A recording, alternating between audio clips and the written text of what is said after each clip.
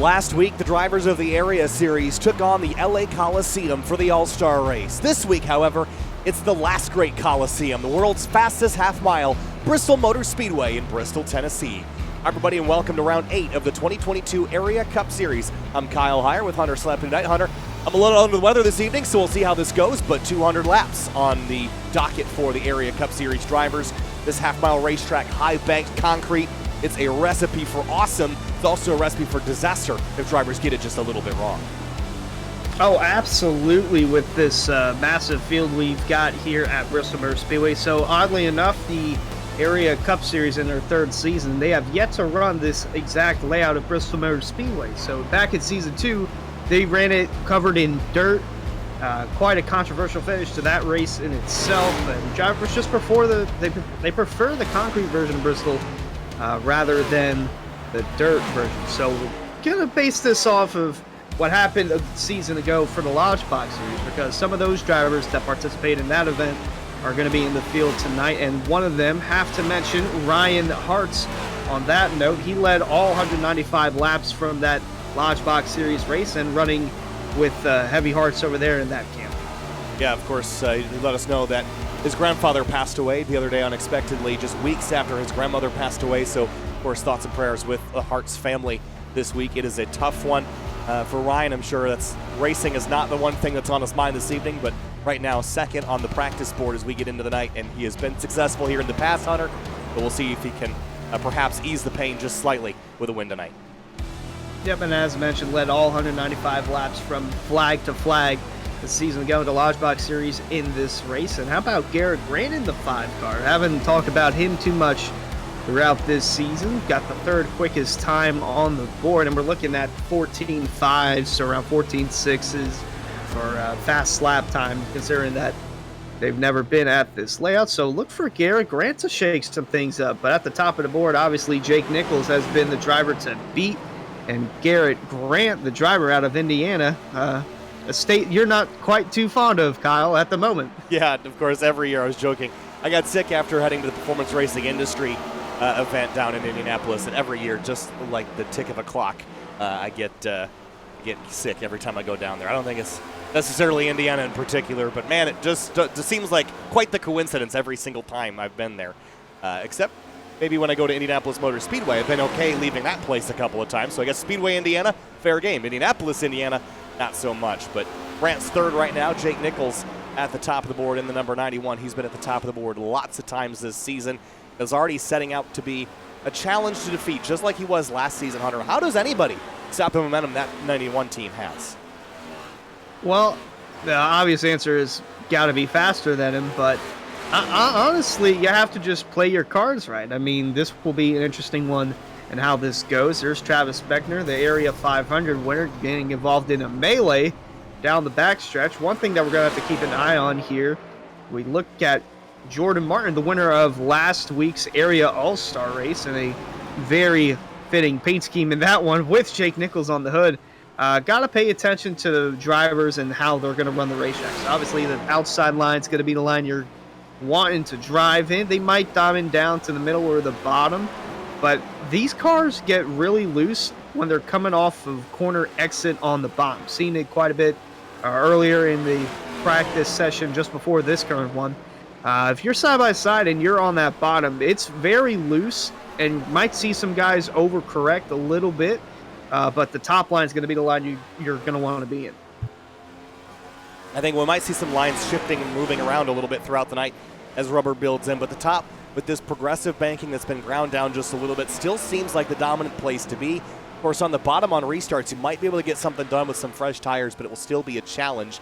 We follow Michael Curhan in the number 24. 2 minutes left here in practice as we get set for our 200-lap event tonight, which could go by very quickly. It also could take a little while if we've got some caution flags to boot as well. Here's Ricky Springer, winner from a couple weeks ago back at Atlanta Motor Speedway. The Swedish Fish car right now running in 20th. I think he'd like a little bit more pace out of this 18. Yeah, obviously would want more pace out of that for the 18, but doesn't have to put in too much pace because of that win in Atlanta, so he's locked into the postseason But I honestly look at this race as like a toss-up. Drivers are saying that it's not going to be like your traditional cautions, breeding cautions, kind of like what we see at traditional short track races. And I honestly don't know what to expect from this. Like I said, going back to the Launch Box series, the race they ran a season ago, they had 4 yellows for not 120 laps, 4 yellows for 20 laps and 195 laps. So we had over 80% of that race run under green flag conditions. I feel like we might be fine, although it's still a toss-up to me, 50-50 with it. We'll see how it goes. 55 seconds left here in practice before we move on to qualifying in just a couple of minutes. Fans, be sure to subscribe to the Area iRacing Twitch channel. For only $5 a month, you can watch all Area broadcasts commercial-free. You can also use new Area iRacing emotes in the chat. You'll also earn double channel points as a subscriber that you can use to redeem for free merchandise at twitch.tv/Area iRacing. Practice is finishing up. David Weishart up in 4th. Aaron Smith sitting 5th. This is a driver we saw do pretty well at Worldwide Technology Raceway a couple of weeks ago. Hunter, maybe is there some kind of short track secret the 72's got up his sleeve? Might be that 72 from Lucky Doug Motorsports. They're slowly moving towards the front here over the last couple of weeks. Been seeing that team run well, also with Gabriel Ellison, Michael Sturgill, and Doug Newbigging. So that team really starting to get things going as we're past the halfway point of the regular season. We only got 4 more races after the night. Charlotte, New Hampshire, Pocono, and Talladega, which of course is a wild card for everyone to have a shot at winning. And going back to Jordan Martin, he actually was on the outside looking in the season ago at Talladega. Kind of wins in the biggest moments for him. He won at Talladega the season ago to lock himself into the postseason, and just last week won the area All-Star race to win $100. That could buy you a pretty good steak. Buy you a pretty good steak. It'll buy you a whole lot of iRacing content as well. Qualifying is now underway, and cars will jump on the racetrack and try to lay down their fastest lap. In the couple that they get, this is a really critical qualifying session, Hunter. Start up front, stay up front. That's how you get Bristol done. You start out back, you're going to have a tough night. Not just moving through the field and having to pass everybody, but staying out of trouble is so much harder when you got to pass 37, 38 cars. And one of those being Jake Nichols, because with this, he might have scraped the wall there coming out of turn 2, but with how fast he's been, it wouldn't surprise me if he's towards the top of the time charts throughout this entire session. So we got a 14.6 right off the bat with Jake Nichols, but looking at this second lap, it seems like this is going to set the tone for what you got to beat. Yeah, certainly. Jordan Martin having a little flash out there. Nichols across the line. It is going to be a 14.651. Goes slower. Weishart, though, goes faster on his second lap at a 14.613. Chris Rabel 4th. Aaron Smith in 5th for now. Here comes Ryan Hartz, setting up for his first flying lap right up against the outside wall and beginning his flyer. Yeah, David Weishart was also in the Lodge Box race at this track a year ago. He got 6th place finish, so he obviously knows a thing or two about short tracks. And shout out Jordan Martin, just mentioned it, won the area All-Star race, and he's continuing that high. Second quickest time right there, a 14.71 for Ryan Hartz. That goes and put him 8th quickest so far, and gets loose, taps the wall coming out of 2, and that might be it. Don't think he'll go faster than that. Now he's going to just slow her down coming across the start-finish line and go to Delonte Ballard from Solar Flare Racing. Yeah, Delonte Ballard 7th on his opening lap. See if he can go quicker on his second lap and perhaps join his Solar Flare Racing teammate up the board a little bit. Just slightly faster, and yes, he will start on row number 2 if no one else goes quicker than him in that number 21. Bronson Stafford and JT Poole now on the track. Here's Bronson in the Simrap Market car, our replay partner. And whoop, a little bit too high and just scrapes the wall on that opening lap, so he'll have to do it a little bit better on lap number 2. I don't think that'll work during the race, although it will be interesting to see how this race goes if we see anyone try to do what Ross Chastain did for Martinsville. But the 61 car of Stafford looking to, nope, that's not. None of those laps are going to count. He got into the wall both times. Yeah, that's going to put him down the order quite a bit. Here's Andrew Player, the number 13, gearing up for a second lap. Lap 1 in the books, a 15.289. It's not going to be very fast, so lap number 2 is his target. Get him up a little bit past 26th place potentially. still got the throwback scheme from 2 weeks ago. Cup was off last week for the All-Star event, and the player going to come across the stripe. 14.9. It's going to move him up to 24th. There's Tom Bourne in the number 16, another Simrat Market car. Looking nice and shiny with the metallic overcoat here. Looking really good under the lights here at Bristol, Tennessee. And up to 16th place on his first lap, maybe faster on lap 2. It's kind of been a mixed bag of drivers that have been able to improve on that second lap versus their first. Here comes Bourne across the line. We'll see if he can do better than 16th. Up 300ths. That will put him up to 13th place. Yeah, it's really surprised me that for some guys, lap 1 is only their quickest lap, and that they can't improve on lap 2. We'll see if Dwayne Culberson can join his teammates Jake Nichols and Delonte Ballard as well, and Tyler Nichols, the other teammate from Solar Flare Racing, 15th quickest currently on the board. See what the 81 does. Final corner on his first lap for Culberson, and a 14.860. Does 22nd quick for Dwayne. This second lap, we'll see if he can pick up. Some drivers have, some drivers have not. For Dwayne, a 15.0, so it'll be slower that time around. Here comes Travis Beckner, the Area 500 winner. 8 races removed from that event now. It's been a long time since Travis has found his way to victory lane. And it could kind of all start here tonight. Another one, if he can just get up into that front. 14.729 puts him 14th quickest on lap 1. A few run-ins with some drivers in the Cup level that might be a little bit irritated with it. One of those being David Weishart, who's currently at the top of the chart. And it looks like Travis might be starting right behind the 33, currently third quickest. Great lap for Travis on lap number 2 of 14.639. Alex Weaver now on course. About a dozen drivers have not put in times yet, with about 4 minutes to go. Still plenty of time with such short laps. Weaver a little loose there out of turn 4, and that will put him 24th quick on his first timed lap. Yeah, not the speed that the 4 wants to see, although going to come out of turn 4. Going to see if he can improve on lap number 2. And it looks like it won't happen. So still 24th. About 200ths off. Here's Seth Noel in the number 1 in the Chevrolet. This is his first timed lap across the board. No time. He's starting lap 1. Now entering turn number 3. We're up kind of riding that rim here and turn down off the wall on corner exit. There's a 14.681. That's a solid first lap. We'll put him 10th. Now this second lap, this is the crucial one. See what he does. I have him as my wild card to keep an eye on with drivers who haven't won yet, or really haven't been up towards the front. And it looks like 10th place is all she'll do, at the very least, for Seth Noel. But I'd keep an eye on him for tonight. An eye on him as well as this guy, Matthew Bell, in the number 9. Just beginning his roll-off now. One of the 8 or so drivers that has not yet put a time down on the board here in qualifying. Just rolling up to speed now on the backstretch. Matthew Bell in 9. He's had some good runs this season. Would obviously like get a win here. He's had a couple of occasions where a win was possible. Got top 10 speed at half the tracks that we go to, so we'll see what the 9 of Bell can do. Out of turn 4 on lap number 1, a 14.866. He'll want a little bit more than that. It'll put him 27th quick. Jacob Bell is on track, so is Shane Abbey. As Bell rockets off into turn 3. Final opportunity to put himself up the board here. Right now, row 14. 14.678, much better. That'll put him P10 and knock Seth Noel out of the front 5 rows.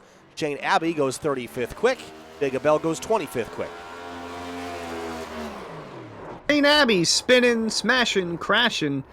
That's not going to be a good lap time for Shane in the 12th, so he's going to start from deep in the field. Jacob Bell, 25th, also going to start from around mid-pack to the back of the field. Still got some drivers who have yet to go out there and put a lap down with 2 minutes remaining. No takers on the road at the moment, though. There's about 5 drivers that have not yet put a time on the board. One of them, Bronson Stafford, invalidated both of his laps, so he will not get an opportunity to. Douglas Newbigging, Brian Chambliss, Randy Yoakum, Gabriel Ellison, they have not put a lap in the board, and they are running out of time here to put one down, Hunter, so they will choose to start from the tail if they do not join the racetrack. And that's going to be tricky for them to move their way forward. It's a tough track to pass at, especially 200 laps here is not a particularly long race, Hunter, so add that to the challenges. Yeah, absolutely. And if you're struggling early on and you're starting in the back, you're going to have the leaders on you by lap 20 maybe. So it's going to be a struggle if you're starting from deep in the field to try and make ground up. And if you have a car that just can't do anything in dirty air or side by side or anything like that, it's going to be a really long night. It certainly could be for them. Qualifying, though, is almost complete. Gabriel Ellison will jump on the racetrack with just a minute left. Roasted Gems coffee car, which is well timed. We'll talk about a Roasted Gems coffee starting lineup here in a couple of minutes. Gabriel fires up, begins his qualifying effort. And as mentioned, Gabriel Ellison and his Lucky Duck team, they've been coming alive as of late, showing some speed from all those guys, and see what he puts down for lap number 1. Coming across the stripe, it's a 15-second lap time. Going to be 37th quickest. We'll see if he can improve for lap number 2. Some drivers have, a lot have not. Runs the bottom. Interesting choice. Going to come off turn 4 in the 27 car. Going to improve a little bit up to 34th, but not the position he wants to be in. No, and I actually wonder if he's going to regret doing that, because I'd almost rather start completely dead last than start just a couple rows forward where you're really in the danger zone. You got people behind you and ahead of you. So Ellison will start in row number 17. We're about 7 seconds shy of qualifying being complete. So Chambliss, Newbegin, and Randy Yoakum will not take to the road. 4 drivers will not put times on the board. First, we saw Stafford invalidate the laps that he had a little earlier. So, with qualifying complete, on top of the board and in pole position, as we get to our Roasted Gems coffee, well, we're going to wait a minute here and get the warm-up out of the way, but we'll go through our starting lineup here from Roasted Gems Coffee in just a moment. Fans, be sure to visit Roasted Gems Coffee for some of the finest coffee from all over the world. Use discount code Area iRacing for 10% off your order at roastedgems.com. All right, Hunter, predictions on the night. Of course, we got that 91 who's been the dominant force in the championship so far this season. Can anybody dethrone him? He's not starting first tonight, but as you look at the championship standings and where that 91 is, he is out in front by 30 points over James Scioli.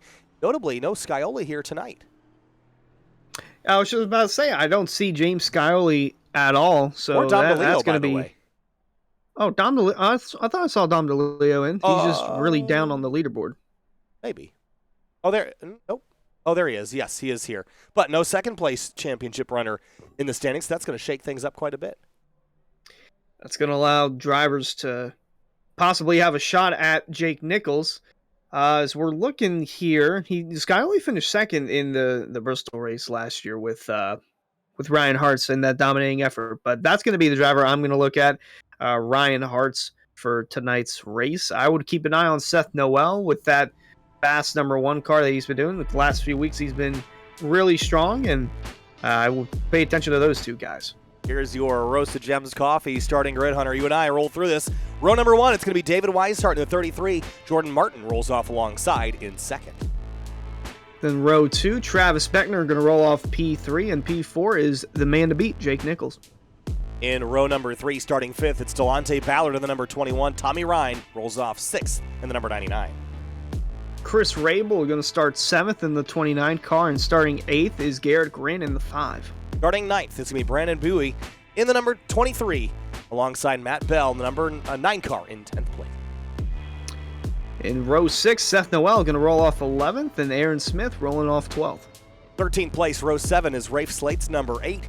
Ryan Hartz rolls off 14th in the number 3. Row 8, it's the Muffin Man Ed Robertson rolling off 16th is Michael Kern in the 24. 17th is Tom Bourne in the number 16 car. J2 Poole starts 18th in the 32.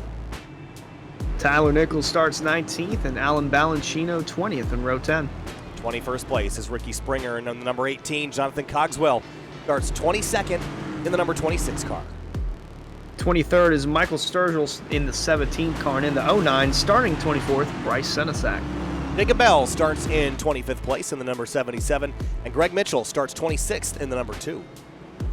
27th is Alex Weaver in the 4, and 28th is Dwayne Culberson in the 81. 29th place is Chris Seidenfeld in the number 45. Dom DeLeo starts 30th in the number 22. Down in 31st is Cosmin Yonishiwu in the 84. Danny Ware, 32nd in the 00. 33rd is going to be Andrew Players, number 13. Gabriel Ellison starts 34th in the number 27. 35th is Ryan Swan in the 19. 36, Shane Abbey in the 12.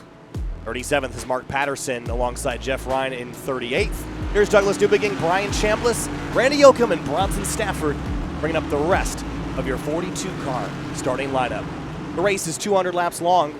If we go green from start to finish, it is going to be a 48-minute race. That's how fast this will be. It is a quick one if it goes green. We know there will be yellows. How many and when and where is the big question on tonight. The 8th round of the Area Cup Series is underway from Bristol, Tennessee, the world's fastest half mile, full of race cars again, into turn number 1. Oh, one car already pulling it off to the apron. That's Brendan Bowie in the number 23, pulling well out of the way. Maybe doesn't want to be a part of any early race incidents, but lap 1 is complete. Weishart out in front over Jordan Martin as the rest of the field gets underway with their battles. Travis Beckner underneath Jake Nichols in the 91, trying to take away that position. Boy, Jake Nichols, I don't think he got that good of a start. Yeah, started 4th. He's still running 4th, but definitely did not take advantage of being on that outside lane. I think the start, the inside, really gave an advantage to the drivers on the inside lane. Behind him, Delonte Ballard as the caution flies. And some drivers towards the rear. Douglas Newbegin turned around. I think that is it. Maybe there's one more involved. Brendan Bowie, maybe. Yeah, maybe Brandon Bowie or something might be amiss with that car, but we saw him pull low as soon as they got into turn 1. Take a look at our SimRep Market replay, trying to dissect what happened here, and it looked like it might have happened a little further up the road. Andrew Player, Mark Patterson, yep.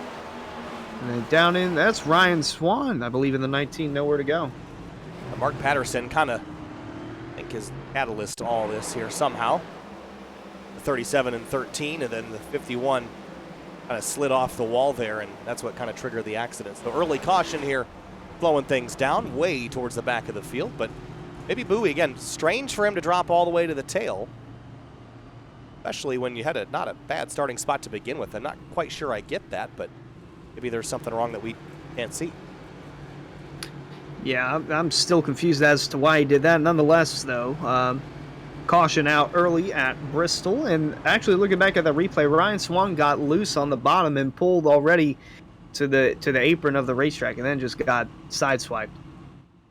Yeah, not good timing for some of those drivers there towards the rear, but early moment to slow things down, and 5 laps out of 200 are already complete. Have a quick look at the weather on the evening. Not a lot of changing conditions tonight. It's relatively warm, 81 degrees Fahrenheit in the air, 82 on the racetrack.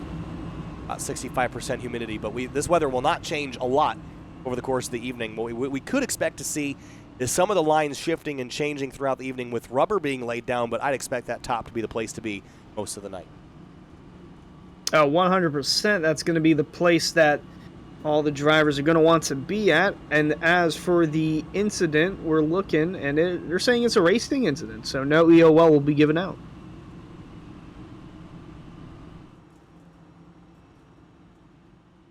So caution out for the first time tonight, and it's like Ryan Swan's on pit lane, but I think most of the field is still rolling. Let's see if Swan is still in the car. Not like he is.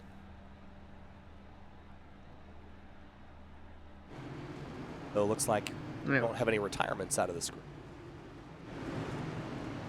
No, not yet, and the field's already doubled up. Looks like Weishart chose the bottom. Jordan Martin going to be rolling off on the outside. So once again, we'll see Weishart and Beckner line up 1-2, leading the bottom line through. As mentioned, Weishart has had quite a bit of run-ins with Travis Beckner, and no place to sell it at, or no better place to sell it at than the last great Coliseum at Bristol Motor Speedway. Pace car makes our left turn on the pit road, and we're back green flag racing at Bristol.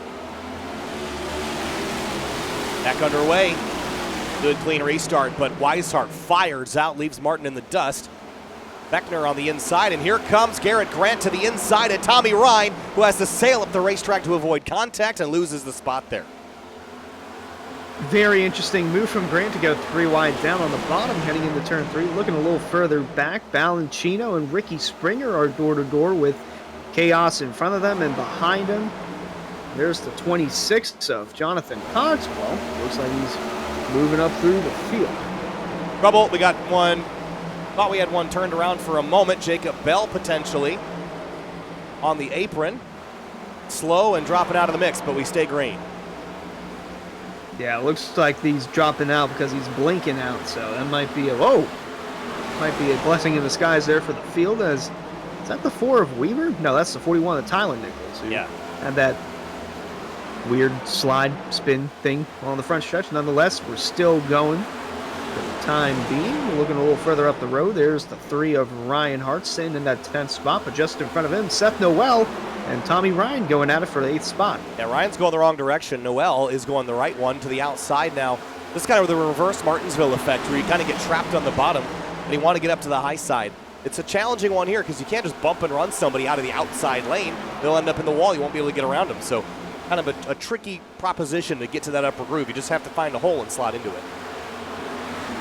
Saw it last time by and saw it this time by. The 99 of Ryan got loose on the bottom last time. The 9 of Bell got a little loose last time, or this time on the bottom. It's going to be challenging for those that are trying to keep all the momentum and speed going. The 9 of Bell still looking to get around the 3 of Hearts, but he's got the preferred line. He's in a good spot up here. Rafe Slate up in the upper groove as well, and actually has the freedom to run kind of the middle of the road with no one alongside him. Getting clear racetrack to yourself at Bristol is tough, especially in an over 40 car field. You're not side by side a whole lot, so you have to take advantage of the moments when you are by yourself to take full advantage of the width of the racetrack. Even running the high line, Hunter, sometimes it's nice to be able to drift up a couple feet and really run the line that your car likes the best.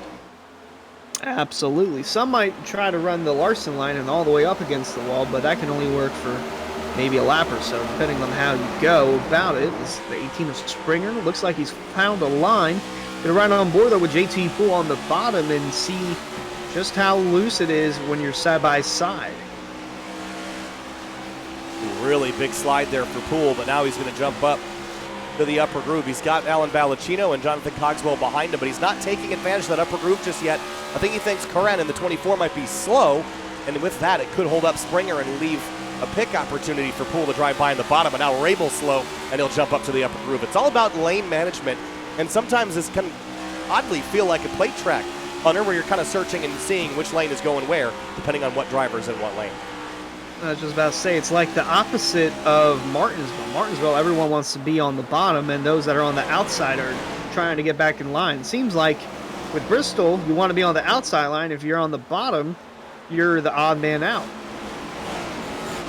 Can be. There's the 24 now fighting off 29 and 32 as he gets cleared by Ricky Springer, who's up to 12th place, and just behind Jonathan Cogswell, being flanked by Sturgill and Tom Bourne. Both didn't get great qualifying efforts and just trying to drive their way through the field the old-fashioned way. Oh, a car on the wall there looked like that was Michael Curran in the 24. He looked slow there on the front stretch. He's getting real close to that wall on corner exit there. Chris Rabel in hot pursuit behind. JT Poole on the bottom as well. Then got to look a little further in front of him as actually Springer completes the pass on Tommy Ryan. So Ryan's starting to fall back through the field. Springer's starting to get things clicking. And Chris Rabel still trying to find a way around Curran. There's Dom DeLeo in the 22. Considering his run in the points, this has been a really subpar night. Running 26 right there now. They go! Holy cow. That was interesting. Chris Stein finding the 45, and Dom DeLeo had contact there. Take a look at it with our Simrat Market replay. So this is coming out of turn 4. DeLeo's still there on the outside. Chris gets loose, tries to come up, and down to the wall. I thought that was going to be a caution, but they've kept things going straight for the time being, although those two deep in the field, 24th and 25th on the track. Yeah, I was going to say, it really has been a troublesome night for the 22. Not a lot of track position to play with, and now some damage to boot, more perhaps for the 45, but they'll both live to see the next lap. Up front, it's still David Weishart leading comfortably over Jordan Martin and Jake Nichols and Travis Beckner. Delonte Ballard's 5th, and then comes a whole host of cars battling for spots. Here's Tommy Ryan and Ricky Springer going at it. Springer is moving forward really quickly. Started 21st, up 10 to 11th.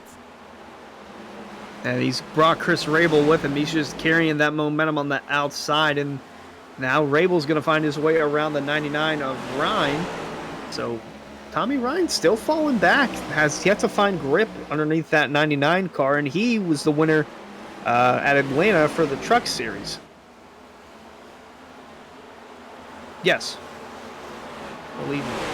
BT Poole following again on board with them here as we watch this battle just outside of the top 10. Laps are clicking away pretty quickly here, working lap number 31 of 200. Good battles beginning to form around the racetrack. How these cars transition over a run, Hunter? I heard the drivers were saying the cars tighten up over the course of a run, which is probably a good thing for their drivability. It just will make battling pretty frustrating like we see for second here between Martin and Nichols. Yep, Jake Nichols, we all know it. The longer the run goes, the faster that car gets somehow, where most slow down. And you can see Jordan Martin's trying to get that outside line rolling. That is the way around the track, but Jake Nichols managed to pass Jordan Martin on the bottom. And a little further up the road there, you see the lap traffic right in front of our race leader, David Weishart. So it's about to get intense here. Mark Patterson actually got into the wall coming out of 4. So this will be interesting seeing the leaders navigate their way through this. He hit the wall pretty hard out of turn 4. He's already got some damage, and Weishart going to have to navigate this very carefully. There's still pretty fervent battles going on here in the field. Well, that's Andrew Smith in the Aaron Smith, in the 72, just pulling down. He started inside the top 5. Yeah, not sure what's up with that. The 72, he's hit pit lane once already, and well, here, that's why, just now. Interesting as to why he's pitting, though. Can you make it from here at 170 laps? I don't know. Seems weird. Now, there has to be an internal issue there, because we had a caution within the first 2 laps of the race. So I'm not sure what's going on there with the 72. Nonetheless, it's going to be a tough hole for him to climb out of if he can. And Jake Nichols, you saw that gap was at 1.5. It's now down to 8 car lengths of a second as we ride aboard the 91. Yeah, Jake is just eating up this lead. Weishart's got to do all the hard work right now, slicing and dicing through the field. There's also some really heavy battle here for 16th place. Look at this mess as we work lap number 38. Bourne and Sturgill at the pointy end. Ricky Springer, he's fallen back a couple spots to 15th place. So it's getting pretty dicey back here for sure. And Weishart is not all that far back from having to get through all this as well. 18, 17, and 16 all battling for 15th. And then right behind those 3, you got the 4 of Weaver, who's going to dive down to the bottom. Tom Bourne, though, in the 16. You got a great shot from the drone here as they work their way through 3 and 4. Bourne going to get around Springer. Weaver down underneath, trying to get around Springer. Cosman Yonoshibu trying to get his nose in the mix as well. That Cosman just throttled in there into turn number 1 to try to gain some ground, but had nowhere to go. It was between the 17 or the 4 or the lift. He chose the lift here as we work our way towards the 1/4 mark of this race. Virgil bounces off the wall and slows up a little bit. Oh, he's still in the wall. Rim riding it, basically. Yeah, whoa! Going to slow the drivers up behind him, and like I said, this is close enough behind Weishart that if they crash, David's not going to have a whole lot of time to react. So even as the leader here, you've got so much going on ahead of you that can happen so fast. You're only going to get a couple seconds to respond as he's behind the lap traffic, and here comes the 91 to the inside, and Nichols will take that opportunity, use the 13 as a pick, and go to the lead. Andrew Player certainly was a player in that. We'll take a look at the replay here. Nowhere to go for Weishart. He just got up to the bumper of Player, and that actually might have just sent him in the wall with with the leader all over his bumper. Nonetheless, Jake Nichols taking advantage of that and taking over as the race leader on lap 44. Now he will go to the top spot and begin to drive away, but now he's got to deal with all that traffic. And by the way, speaking of traffic, Ricky Springer is falling back even further. He's in a 20th place now. But his initial launch is really working against him now, and I think he's the cork in the bottle here as we're double wide for 20th spot. Yep, and Dom DeLeo's in this mix as well. He had contact with Chris Seinfeld earlier. It has not affected the speed underneath that 22 car. That's Cogswell going around the 18 of Springer, and poor Gabriel Ellison has nowhere to go in this. Actually, you know what? No, that is Michael Sturgill. My apologies. Sturgill in the 17. This battle is just getting fiercer and fiercer every lap. And now they're going to have the pressure of Nichols from behind. So I imagine this is going to get even more fierce as they sense the impending pressure of going a lap down. And once you go a lap down here, Hunter, it doesn't take very long for the next driver to go a lap down, trapping you a lap down for what could be the rest of the race in a race this short. So it is imperative that drivers stay on the lead lap and with every fiber of their being, and right now they're going to be fighting that out. This is their chance to stay up there. Yeah, this might be a caution here with the leaders catching up on this group. I'm not sure. Oh, yep, there they are right there. Jake Nichols just came out of turn 4. He's about to catch this. When they're running side by side like this, there's nowhere to go for the leader. So you just have to pick whichever line is moving the quickest, and that might have to be the bottom. But if they're 3 wide up in front of you, like they are just up the road, you're in a really tough pickle. They're still 3 wide up there. They're really tight. Well, slip and slide. There goes the 2 of Mitchell. And into the wall in the back straightaway. He will get back rolling, but that is exactly what will happen. And from Jake Nichols' perspective, the focus here might just be to pass him as fast as you can, because this is not going to sort itself out anytime soon. You just need to rush your pass, get it over with, and then have it all in the mirror. Yeah, definitely don't want to be in the middle of that, as we just saw Mitchell spin to the inside wall, and there was no yellow for that. So just like that, we're a quarter of the way through Bristol. Only had 1 caution, and that came out on lap number 2. Very tight racing right here. Springer still falling towards the back. And, Brandon Bowie nearly getting into the 61 there. Yeah, really. Bronson Stafford. Really tight quarters there. And still not exactly sure why Bowie dropped out of the front 10 where he started.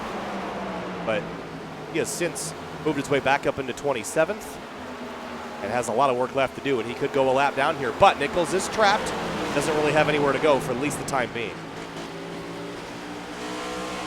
Riding on board the 91 of Nichols. He's chosen the outside line, and not really sure if that's going to pay off, because the 18 of Springer, he is stuck up high and has not found speed. So this might help Weishart unless the 91 can somehow get to the bottom, and it feels like he can, but he's sticking with that top.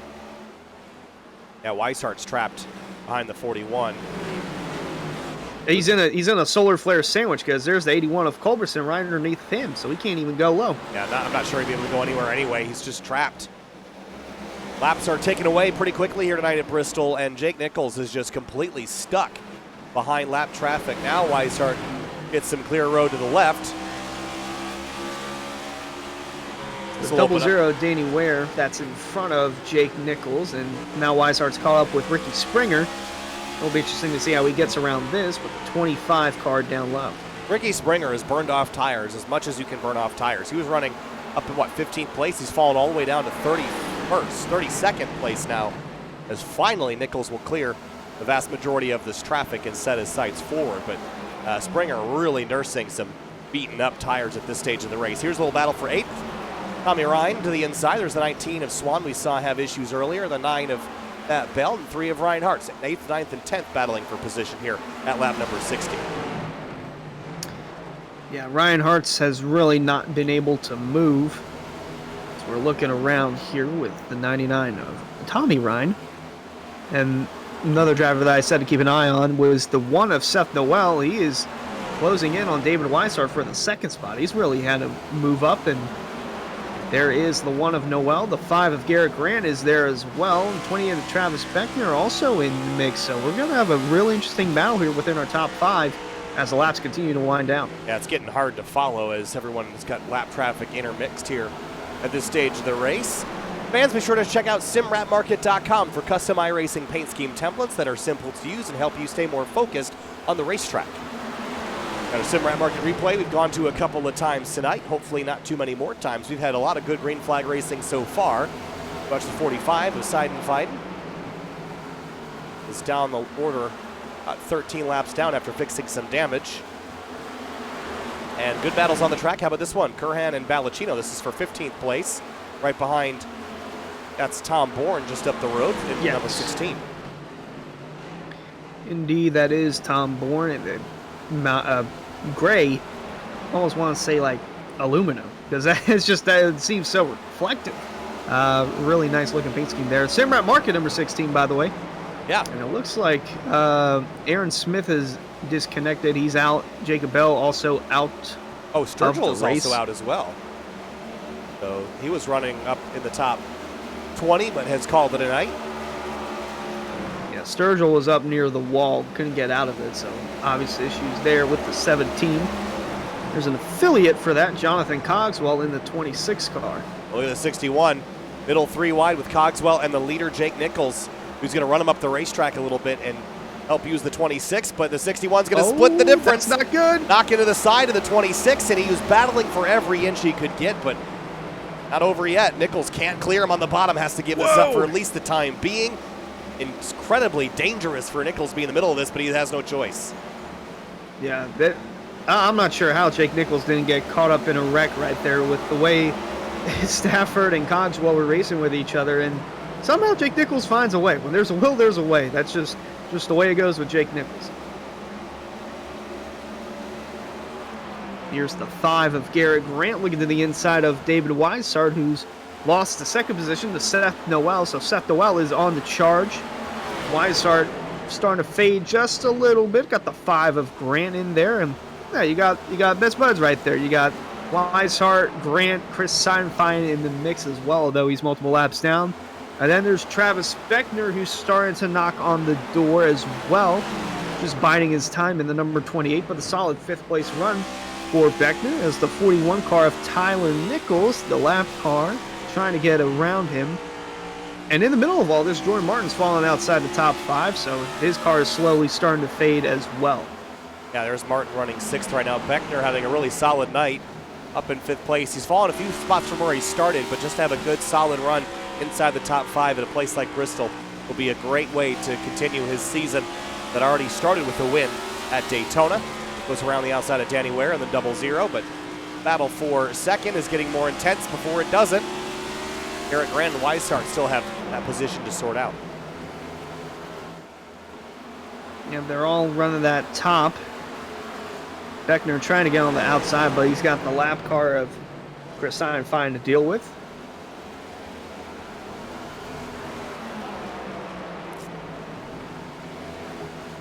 Grant to the inside now, trying to make that bottom lane work, but this late in the run, your tires will be so beat up that I just don't think you're going to have any pace down there. He's running the middle, trying to find a compromise of shorter distance and faster speed. But until Weishart burns him up a little bit more, you see the 45 trying to throttle up and gain some ground, but just doesn't have the tire left. I was say at this rate, we might have to see some green flag pit stops. I don't believe these guys can make it to the end without pitting at least once for fuel. I think after that, then they'll be good to go. Ooh, really tight there between the 3 of Weishart, Grant, and Seinfein. Although he's multiple laps down, Seinfein still showing some speed underneath the 45.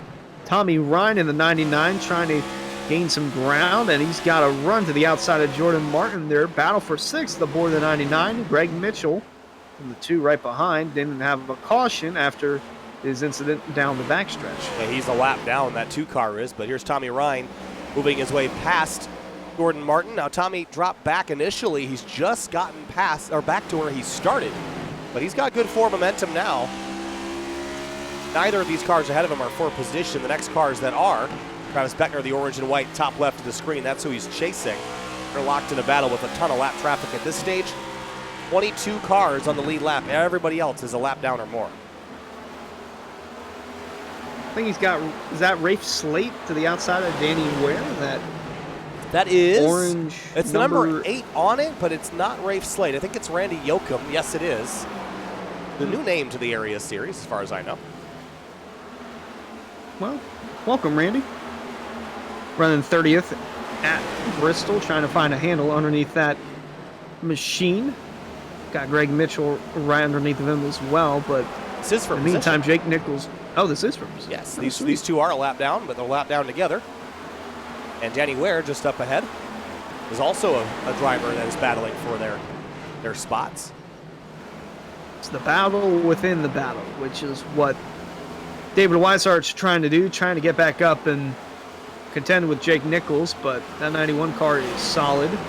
So they're trying to work their way around lap traffic. And the one of Seth Noel, as mentioned, he was one that I would say was a wild card to keep an eye out for. He's shown some speed within the last few weeks. and he's really making the most of it right now. Second quickest. No, second quickest. I'm looking at this like it's qualifying. Second fastest on the track right now in the second position. And it looks like the 45 assignment final might have come down pit road because he's looking pretty fast there. As we look at the 16 of Tom Bourne, the 24, Michael Kern, battle for 14. Tom Bourne kind of stayed around that mid-pack area, same as Michael Kern. So both these guys just riding it out. This race is sailing by. This is great green flag racing here, working lap 86, about 15 away from the halfway point of this race. Up front, it's been Jake Nichols for the vast majority of the night. He has led 43 of the 86 laps. David Weishart has led the other half as the caution comes out right on cue, and it's Garrett Grant. Well, Garrett Grant was running right behind the 33 of Weishart, so unless this has to be a lap car or maybe Travis Beckner. No, he just gets really close. Okay, so checking up for the 13 of Andrew Player is the 33 of Weishart. The 5 was not expecting that. They get close, make contact, and around goes the 5. Interesting how that's a caution, but not the 2 of Greg Mitchell. Yeah, I think that the challenge here is the 33 sees this 13. You see him turn down the racetrack a little bit, leave that upper lane clear. The 5 doesn't know he's going to leave that lane clear, thinks the 33 is going to go up, and that's what causes the 5 to loop around. Good news for Grant is that didn't hit anything massively, so he's going to carry on and continue in 11th place. And I'd say from here on out, we'll probably see this one pit stop, and that would be it tonight, I would imagine, Hunter, unless you really think tires later will be worth a lot. I think they would if we get another 50 laps on the board, but other than that, this could be it if we go green to the end. Yeah, I feel like tires are going to matter here. And this is the interesting part about Bristol Motor Speedway. You come in and pit down the backstretch, so off of turn 2 is where you're entering, and you have to go through that apron down there on the bottom, work all the way around, and come out of turn 1. Yes, come out of turn 1, and that is where the field will be set up. 91 is in, 33, 28 is in as well, so be interesting to see if some of these guys feel like there's going to be at least one person who takes 2 tires to try and move up with track position, but I would imagine everyone would take 4. So race off pit road goes to the 91 of Jake Nichols. No surprise there. And it looks like Seth Noel is off second. 33 of Weishart is off. Don't know if he beat Travis Beckner or not. Looks like it's going to be Nichols, Noel, Beckner, Abbey. Well, Beckner, Weishart, then Abbey 4th and 5th. I think Shane Abbey's just now pitting. I think he stayed out to lead a lap. So with that, we'll take a moment. Fans, be sure to check out rickshotsauce.com for some of the best hot sauces made locally in South Florida. Be sure to follow the Rick's Hot Sauce Rookie of the Year battle in the Area Cup Series and see who will take home the $100 prize as the highest finishing rookie point standings. We're going to step away for a brief moment. We'll be back with the restart here in just a moment.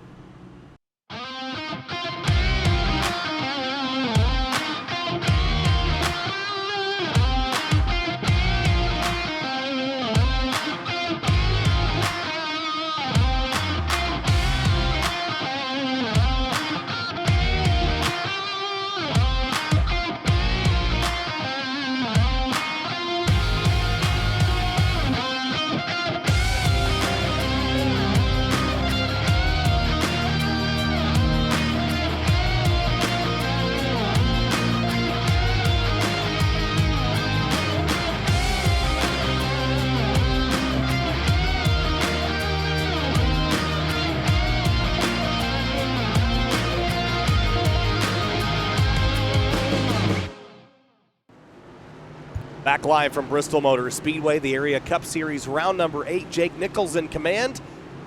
And locked and loaded, re-racked and restacked for another restart here from the last great Coliseum, the world's fastest half mile. Second caution of the night is complete and back underway. Green flag back in the air. 3 wide. Whoa, that's Matthew Bell on the bottom of that. Somehow Jordan Martin was able to get on the outside. That's JT Poole in the 32 as well. And tense moments after restart. He got so much pace. Everyone on fresh tires. Their cars are handling great. They know how tricky it can be to pass later in the run. Got a couple drivers back on the lead lap that weren't before. Everybody's scrapping, and Whoa, Beckner. Travis Beckner! No, look out! Oh, Travis no. Beckner just caused a massive crash. Oh my goodness. Oh, well, they're still piling look it. at it. Oh my gosh, that's Shane Abbey. Wow. Yeah, Beckner got loose and then came back up the road. Holy cow. How was that not a massive wreck? Amazing car control for Travis Beckner and amazing self-awareness from the field here. Take a look at the Sim Market replay. He just gets loose. Coming out of 4. Right here. Man, I thought he was about to just pile him up big. So Tom Bourne, nowhere to go. That's Rafe Slate, nowhere to go. Here comes Shane Abbey. Woo! He got a piece of it as well. Yeah, Bourne couldn't find the brake pedal. Bourne had nowhere to go. Number 16, completely unsighted here. Go back and watch his perspective.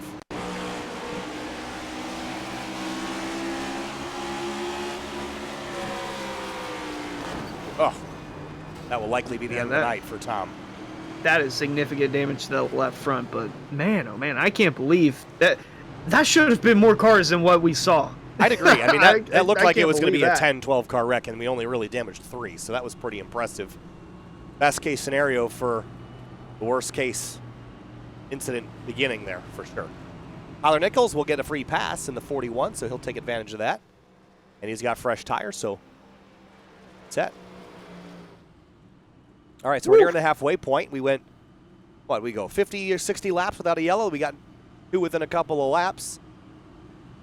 Race is ticking by pretty quick here, Hunter, so does that increase the desperation out of the handful of cars that are up near the front here? I wouldn't say it increases, at least not yet. Maybe a little more self-awareness. Oh, we're already halfway? Whoa, okay. All right, maybe I do need to get a move on, at least for some of the guys. But for most, I don't think they're worried about it yet. I think in the back of their mind, they still think that there's going to be a caution at some point between now and the end of the race. Still got over half the race left, but with the way laps have been winding down, wouldn't surprise me if some are indeed worried about where they're running right now. Anyone that's a lap down at this stage, that's deep in a lap down, Danny Ware, Dwayne Culberson, Alan Ballacino, with no real easy way to get back to the front, they're in trouble because if they had the same run they just had, they're going to get lapped a second time and then be completely buried and then only be racing those that are a similar lap down. That's the trap here at a place like Bristol. If you get a lap down, you have to stay at the pointy end of the lap down group and hope for a yellow to take full advantage of the free pass. Because once you get trapped down there, of course it's going to go green to the end and you'll get no chance to recover. Yeah, we'll have to see when the race goes back green, but look at the 99 of Tommy Ryan. He's worked his way up to 3rd, the 3 of Ryan Hart's all the way up to 4th. Jordan Martin in the 5th. We've had some shakeups behind the front, too. Yeah, the pit stop sequence we just had kind of shook things up a little bit, brings the 3 and the 99 a little closer to the front. We'll see what kind of pace they've got. It was the 33 setting the pace, but Weishart is now down in 18th place after that most recent pit stop sequence. I'll say, did he come back down pit road?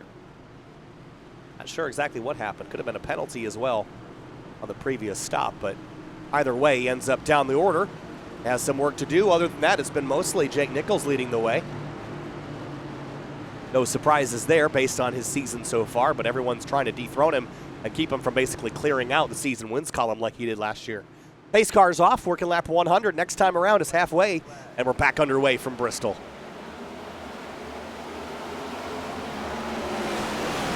Good jump there from Jake Nichols. Seth Noel going to tuck in line. Here comes Ryan Hart's power run on the outside. Going to take 3rd away. Oh, and Tommy Ryan in the 99 getting really into it with, I think that's JT Poole. Yes, JT Poole's got it. Seth Noel went to the lead. Got the lead away from Jake Nichols. And, wow, 99 threw a big block there on the 11 of Jordan Martin, trying to keep him behind Delonte Ballard around the outside here. Matt Bell sneaking up into the mix as well. Yep, we're starting to see some real shakeup here. As you mentioned, Seth Noel, the new leader. Delonte Ballard, Matthew Bell trying to work their way on the outside towards the front. Jordan Martin going to follow in pursuit of that. Trouble, 32, bye. He's in the wall hard on the front straightaway. And keeps it straight, but that was a big, big contact there for him. That is indeed huge. And take a look at a quick replay of it. And Delonte Bauer just gets loose, comes down, nowhere to go for the 32 of Poole. Did a good job keeping it straight, though. Will stay green. Now Ballard on the inside of Gordon Martin for fifth place. He was looking for fourth there for a moment. It's just held by the 9 of Matthew Bell. Looking a little further back here, the 24 of Michael Curran. And the 27 of Gabriel Ellison battling for the 11th spot. Don DeLeo right behind as well with Rafe Slate in the number 8, looking to take away that spot. And David Weishart slowly moving up to 15th, following the footsteps of Dom DeLeo. Yeah, Weishart's got pace, but he hadn't had to really pass anybody yet tonight, so I'm carefully watching to see if he's got the ability to get by him, and to see a big check up there from the Mustangs ahead of him. And has to lift for a moment, but he definitely seems faster than where he's placed right now. Obviously, he led some laps, so he's not going to get stuck here, just needs to find a clear path. And right behind him, the 12 of Shane Abbey. I would be concerned if there's a wreck in front of him, because the 12 did not stop the last time there was. So that's a little bit of a concern, but Shane Abbey nonetheless still showing speed, that number 12 car. Good battles back here, and for the front, Seth Noel's beginning to kind of lay down some laps here, but Jake Nichols is creeping back into the picture, just half a car length back, and look at the run he's got to the inside at turn 1, and he'd do it on the bottom. That might open the door for Ryan Hartz to sneak in and take away second, although for now, 91 of Jake Nichols still fighting on the bottom. Noel going to have the run off the corner, leads that lap, but for how much longer?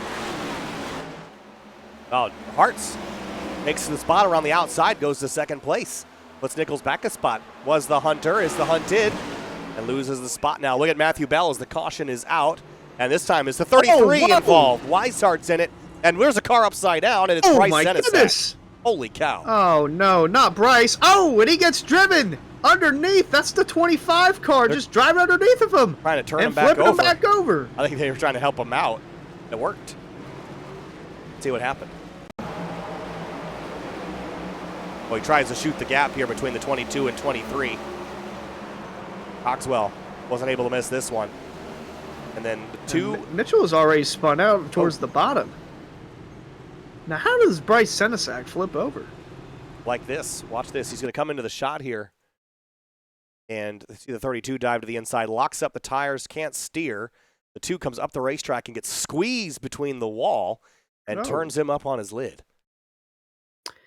Up and over she goes. Now, I'm not sure if this was, no, probably not intentional by the 25, but it worked at out that point, for the 09, by the way. I think that was actually helpful at the end of the day. Oh, no, that was definitely helpful for Bryce's part.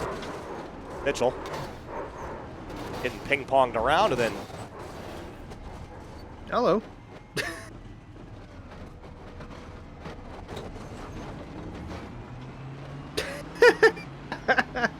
That's just funny to see. So the 2 was involved from checking up and then just spun out from that. But nonetheless, a caution come out once more here at Bristol. Now Seth Noel leading the way. Ryan Hart's got up to second just before that. Do we see any of the leaders to come down and pit? Oh, Noel, Hartz, Nichols, top 3. Bell, Martin, the rest of the top 5. About 85 laps to go and ticking down to the end here, and the driver that led most of the first 50 or so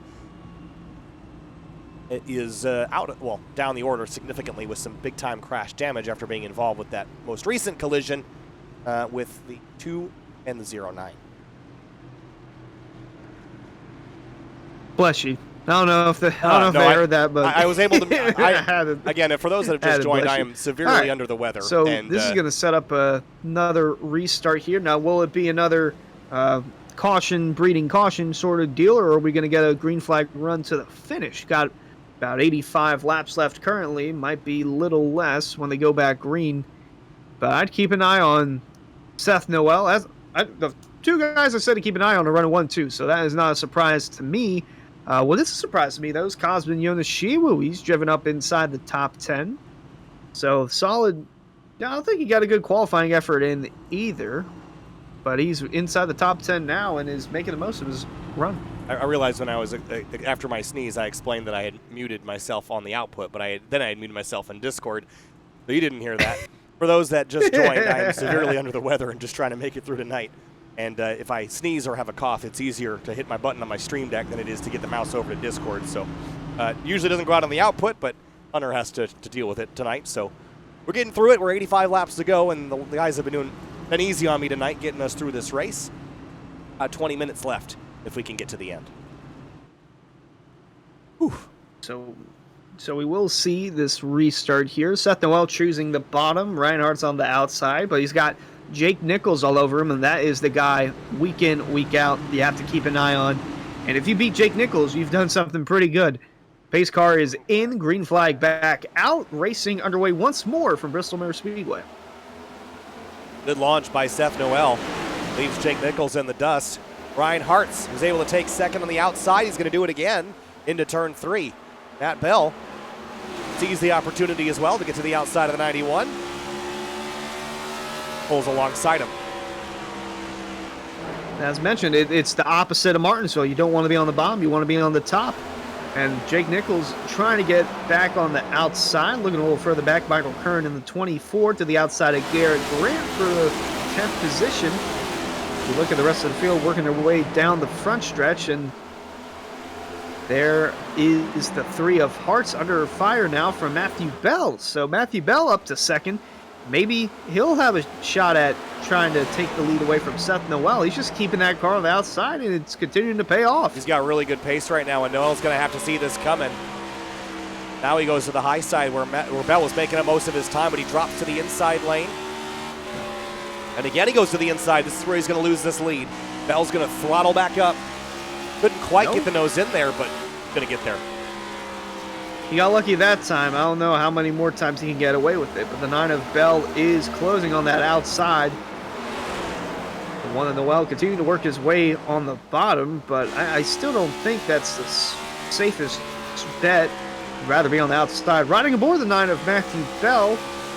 Looks like it's starting to slow down a little bit, but still the momentum from the outside just carries you through the straightaway. Oh, there he goes. He throttled up mid-corner. Yeah, he got in the throttle really soon and was able to beat the 1 back to the outside wall, and now Matthew Bell is going to take this lead away pretty easily to move Matthew Bell to the top spot, and for the first time tonight, he's going to lead a lap.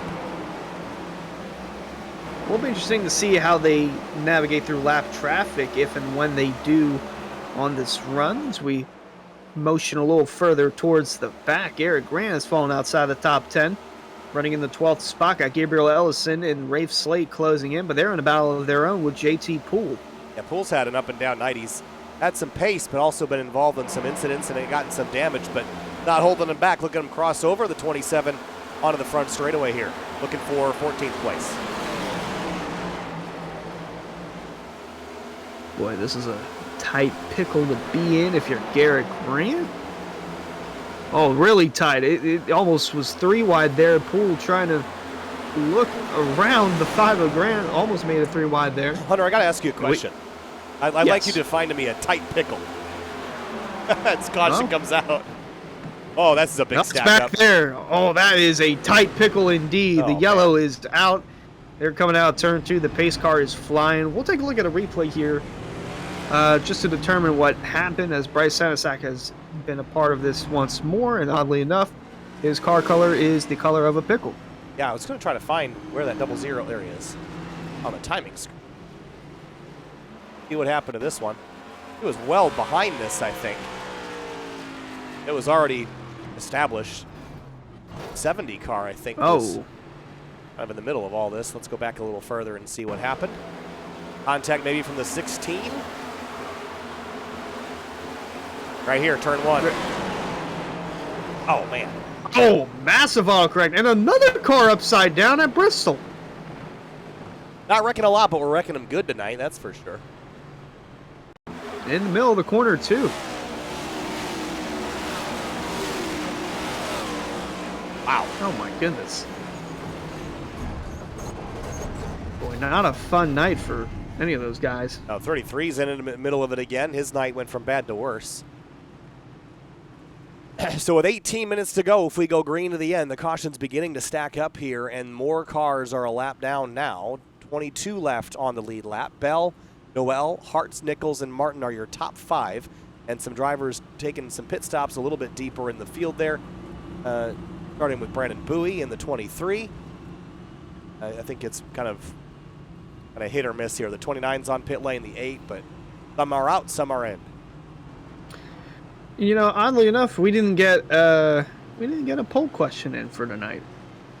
So, looks like we just now got one in. So currently, you can bet on who will win the race. So you can select either Jake Nichols, Ryan Hartz, Matthew Bell, Seth Noel, or other. So you can type !bet, and then those options: Nichols, Hartz, Bell, Noel, or other. Bet as little as 10. Or bet as many as 10,000 channel points.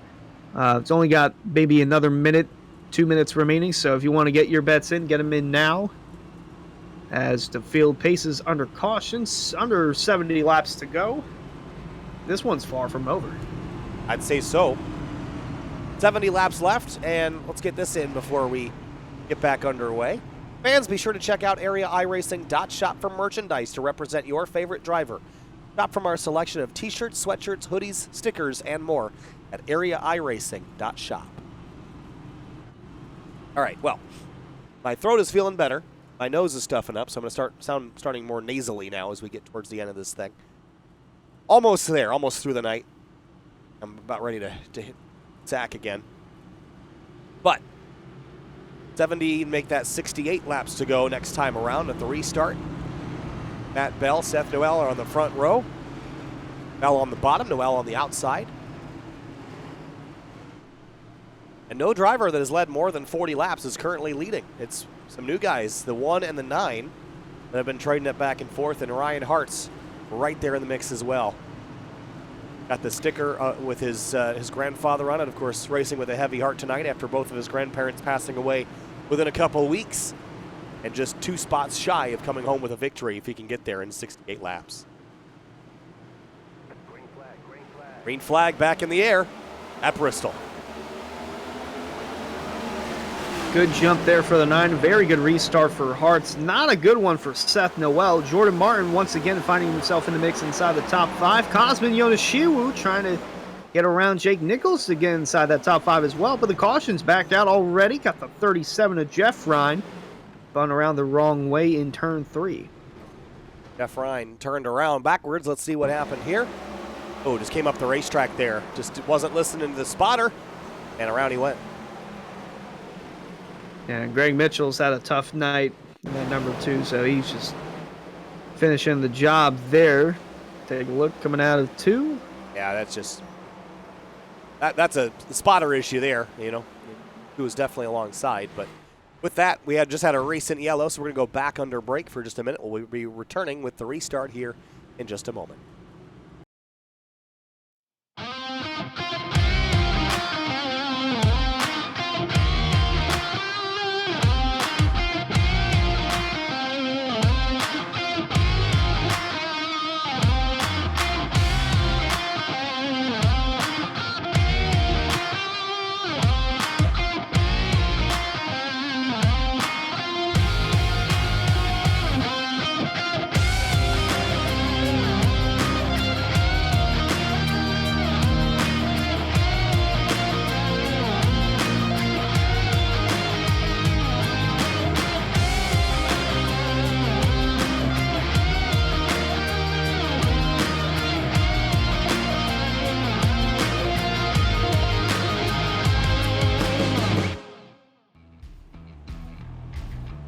Back at Bristol Motor Speedway in Bristol, Tennessee, the Area Cup Series heads to the world's fastest half mile, just about 65 laps away from the end of this one here tonight. The sun has set, the stars are out, they're on the racetrack at the moment. Matthew Bell leads the way, Hartz, Noel, Martin, and Nichols the rest of the top 5. Kyle Heyer joined by Hunter Sleppy on the evening. Hunter, tonight a lot of green flag racing, but the caution percentage has started to come up here just a little bit. Drivers are feeling that desperation as the lap number ticks down. Absolutely. We've seen some great racing throughout the night in the first half. A lot of green flag run, but Towards the second half, we're starting to get a little more yellows mixed in. Got Seth Noel, who's really turned things up in this race. Start all the way back in 11th, all the way up towards the front. Matthew Bell as well, also in the mix. Ryan Hart's in the 3. Jordan Martin up here. But Jake Nichols has been the guy to beat, and over these last couple of restarts, we've seen him fall back just because he's been stuck on that outside line and nowhere to go. It looks like he's going to restart 5th, meaning he'll be on the bottom, so he might make up a couple of positions. Going to be interesting to see how the 3 of Ryan Hart's handles this restart, because he'll be stuck on the outside. Seth Noel's got a restart violation. Black flag for a restart violation the last time around. That is going to be catastrophic for his evening. Doesn't have a lot of time to make this up, but he will have to give up a whole bunch of spots here. What a disaster for the 1. Not seeing him give the spots up, though. Maybe he's trying to fight his case, but he's got a penalty. Yeah, that is huge, especially for the one on the well mentioned. He's had such a strong night, but yeah, I'm not really sure how this is going to go. If he's going to stay up there, might just pull off now. I mean, this late in the race, this is basically a self-retirement. I'd be surprised if he keeps racing after this. It's just, I know there's a lot of unpredictability left, but that is just throws the last nail in the coffin on a night, whether or not it was good before. But anyway, coming back to the green, lap 139, back underway. So the 9 of Matthew Bell is going to restart. I'm assuming that he might have to serve this penalty under green flag conditions, and that's why he didn't drop back. That could be. Going for the lead, though, on the number 9. The 3 of Ryan Hart's, the 91, the 11. Side by side for the top spot. Here comes the 1. They're still discussing about it, but nonetheless, the 1 is the lead for the time being, or leader for the time being. It's really going to have to keep an eye on 2nd, since there's an ongoing issue with Seth Noel. Whoa, 3 wide. There goes the 1 to the inside. The 1 hits pit lane and peels off the road to serve the penalty. Everyone else keeps going, but a big wild spread there as everybody bailed out of the way. Yeah, that was really abrupt. That could have caused an accident in itself. So now, ooh, almost 3 wide in the back there. JT Poole, no, that's Brandon Bowie. Boy, they are all over the place towards the back. Dom DeLeo, Delonte Ballard, Tommy Ryan, Tom Bourne as well. Oh, we got a spin coming out forward. Caution's back out. Your 0-8 to Randy Yoakum. Seth Noel, no, he's on pit lane. 4, I think, are involved. Oh, Danny Ware tags the 8. Sends him in the 4 around. The 37 also goes around for a loop. Take a look at this again from high above. Danny Ware down on the bottom. Yoakum down on the bottom as well. Leaves a little bit of room, and that's all it takes. The 4 gets involved, and then the 37 checking up, spinning, trying to avoid him. That's just classic Bristol there. Even a car width plus a 10th, and a driver taking a car width plus an 11th. That's it. So now we're going to have to keep an eye for Seth Noel and see how this shakes up the 1, if he can come back towards the front. Yeah, it's going to, well, it would help him out. If everyone came to pit lane, he could take a wave around, but he's not going to be able to do that unless everyone else ahead of him pits. That I don't see as likely. Is he only 1 lap down, or 2? Just 1. But he's behind about 4 other cars: Cogswell, Culberson, Ware, and Yoakum. At this rate, with the cautions coming out like rapid fire, he might be in a position to get back on the lead lap and salvage a good finish, but it'll be interesting to see if he can do that as caution flies. Once more from Bristol, Matthew Bell still leading the way. Ryan Hart, Jake Nichols, JT Poole was caught up in a crash or 2, and now he's inside the top 5. But I think we got some cars coming down making pit stops, so that might be a reason for that. Yeah, there's a handful of drivers on pit lane, but nobody major from up front except for maybe Garrett Grant coming on down. These fresh tires could prove to be important later in this race, Hunter, if we go green and maybe get one more yellow in 15 or 20 laps. Beyond that, I think I'm staying out no matter what. Yeah, I would stay out too. But it'll be interesting to see how this affects the 5 and those that pitted if we go green the rest of the way, somehow this is going to swing in their favor. And green the rest of the way means that this race will be done in 13 minutes. That's how quickly 50 laps can go by here at Bristol. And about double that if we have a bunch of yellows. So we're still not that far away from the end. Bell, Hartz, Nichols, Poole, and Martin. Got my money on this 3 car. He's looking really solid right now. So is the 9. But I like where the 3 is at. I like he's got a little something extra to drive for tonight. I think he's in the best position of anybody to take home a victory this evening. Indeed. That's the car I had. 3 of Ryan Hart's. Mentioned the Cup Series did not run this exact layout. They ran Bristol dirt. So this is the first time in the 3 seasons of Area I Racing that they've run Bristol concrete for the Cup Series. And Ryan Hart's dominated this race in the Lodge Box Series a season ago, led all 195 laps from flag to flag action. So he'll be restarting on the outside line, though. Matthew Bell on the bottom. Going to be interesting to see how this one goes. Nearing 50 to go.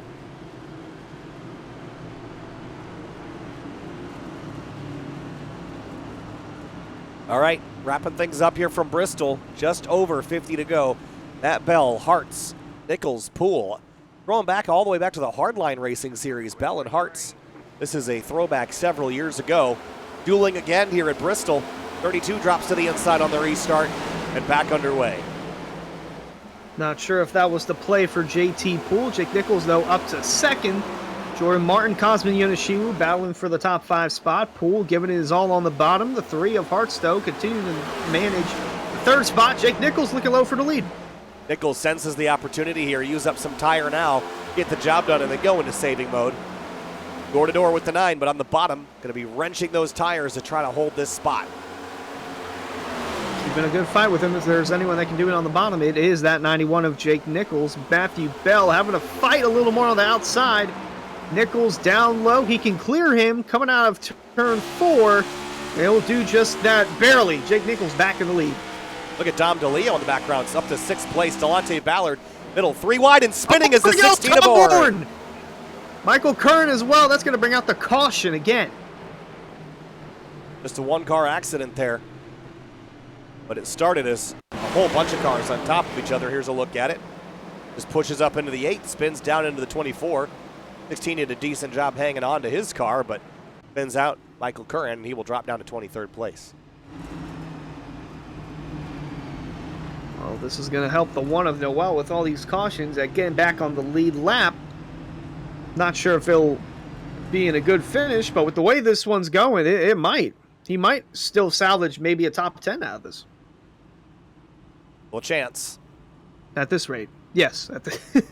There's always, when there's a will, there's a way. And I've seen a lot crazier Jake Nichols things. has been using all year. I've seen a lot crazier things than that happen. I've seen 2 cars flip over at Bristol in one night. That's crazy. Hey, so have I. When was that? I think it was 50 minutes ago, maybe. A little more, a little less. We're actually seeing Jordan Martin come down pit road. He fell back a little bit on that initial restart. Danny Ware going to get the wave around, and Seth Noel's 26. So if we get a couple more cautions, this 1 car is back on the lead lap. Yeah, Noel's only 1 spot shy of getting the free pass position. He could probably race Dwayne Culberson and get ahead of him, then be in that position. So Seth Noel certainly is not completely out of it yet. But then once he gets back on the lead lap, he's going to have to pass 24 other people. Well, still an uphill battle, but yeah. Yeah, easier said than done. But the 3 of Ryan Hartz did not get a good restart there. Fell back to 4th. So he's going to be stuck on that outside line. One driver who did, though, Dom DeLeo. He's up inside the top 5 now. Yeah, I mentioned him on the very short green run just now. Started 30th up to 5th. Did not have a lot of pace early in the going. Here he is running P5. Especially with the way this race has been going with cautions, he's just slowly and methodically working his way towards the front without getting any damage done, other than his run-in with Chris Ironfine earlier on. Got to mention that. Not too much damage from that, and he's continued a nice top 5 run for the moment. 2 laps to green here. Next time by, we'll get the 1 to go. working with about 40 laps left when we get back green. Other drivers that we haven't really talked a whole lot about tonight. How about Brian Chambliss? Started in 40th place, up to 16th, and not a scratch on this car. Well, he did help the 09 of Bryce Senesac go back on his wheels, but he's had a pretty solid night from starting all the way in the back. One of the few drivers who did not put down the time in qualifying, proving that, hey, it don't matter where you qualify, it only matters where you finish. And right now he's a little more than halfway towards getting towards the front. You got one to go. Okay, he's repaired some scratches, but that car otherwise is looking pretty good. And he will restart in row number 8.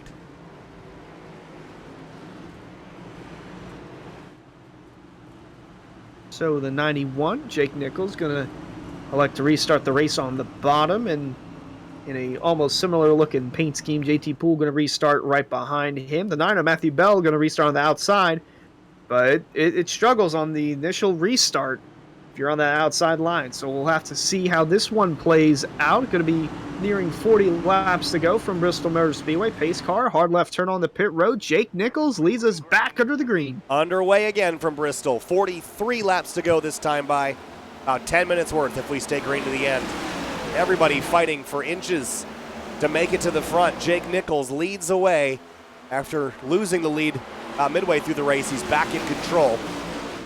We approach lap 160. Had a very nice restart. JT Poole did not get a good one. He's caught back up slowly towards his bumper, but gonna have to do a little more. Gonna want to win. Had quite a bit of cars that have. Well, where did that thought go?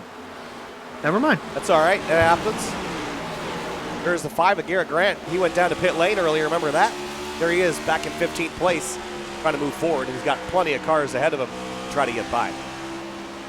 Yeah, well, it'd be interesting seeing the 5 of Grant if he can do this all under green.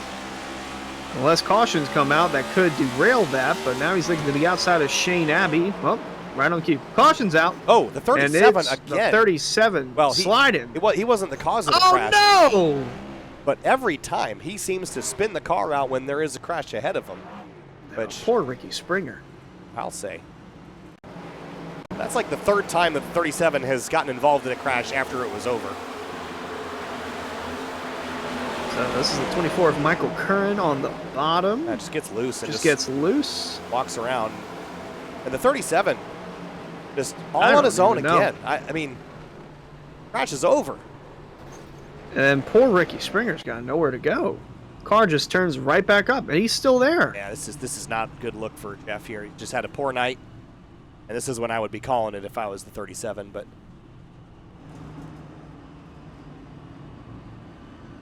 Jake Nichols leads the way. Poole second. Bell, Ryan, Hartz 3, 4, 5. Another group of laps ticks away here, but the progress has been slow. And they were doing so good before, Hunter, but it's just slipping and sliding. We're just single car, dual car incidents now is what's going to rack these up at the tail end here. We've got a number of drivers as well. This is what I was trying to say. We've got a number of drivers that are up here without a win. JT Poole, Matthew Bell, Tommy Ryan. Oh, look, there goes the one of Seth Noel. Going to take the lucky dogs. He'll be back on the lead lap. Ryan Hartz, Dom DeLeo, Cosmin Yonoshu. All these guys in the top 10 that are not named Jake Nichols have yet to win a race this year in the Cup Series. So this, and with Scioli being out, this helps that lucky bunch a ton. Yeah, Seth Noel, that was a gift. And he's got lots of laps left to use this stuff up, too. Yeah, I wouldn't count him out yet either. The way these last 50 laps or so have gone, just caution after caution, as long as you're not involved and some of the drivers in front of you are making pit stops, then you've got a shot. So he's currently 23rd on the track right now.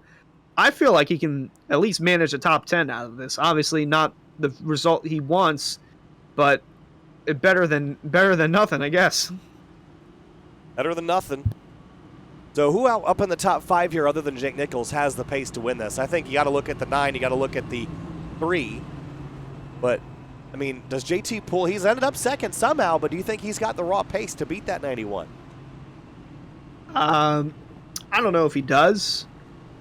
If anyone's on the outside, I don't think they have it. If they're on the inside and they're able to time up the restart, they might have a shot.